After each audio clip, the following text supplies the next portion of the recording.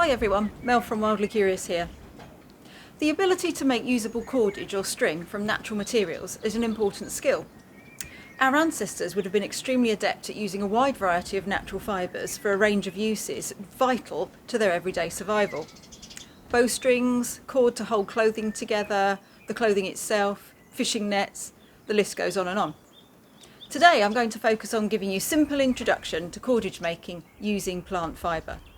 This is so that you can try out a couple of techniques, practice them yourself, and then experiment collecting your own fibres, potentially even processing them yourself.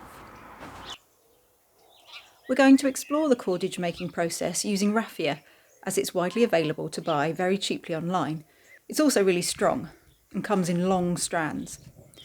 Raffia comes from a few types of palm tree native to Africa, and it's the membrane on the underneath of each frond that makes the strands.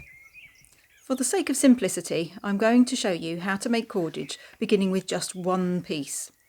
Obviously, it will result in a very thin piece of string, but the technique is exactly the same for using multiple strands. There are many plant fibres suitable for making cordage that grow in the British Isles. Nettles, some inner tree barks, reed mace or cattail, bramble, just to name a few.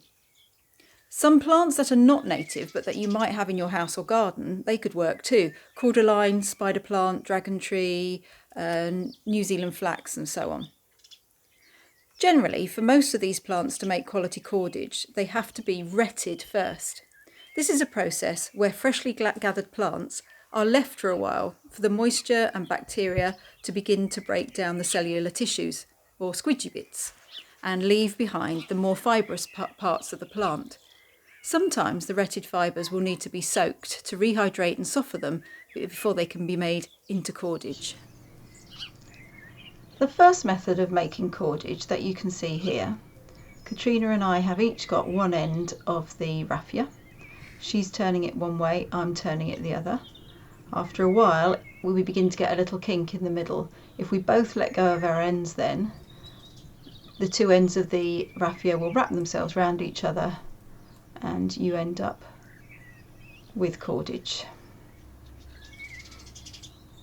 To make cordage by yourself, fold your piece of raffia not quite in half.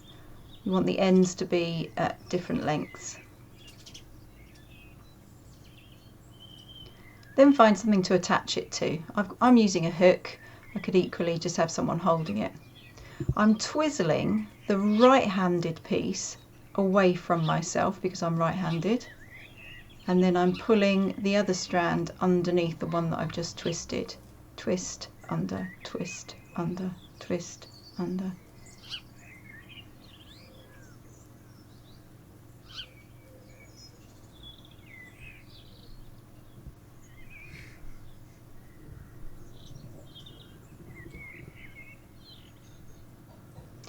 This makes for a neater two-ply piece of cordage.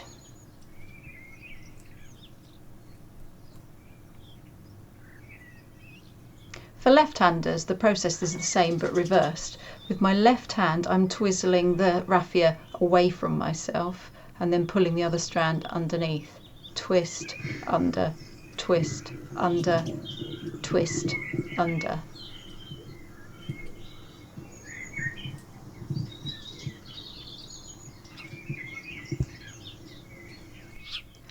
Once I begin to run out of raffia on one side, I'm going to add in another piece.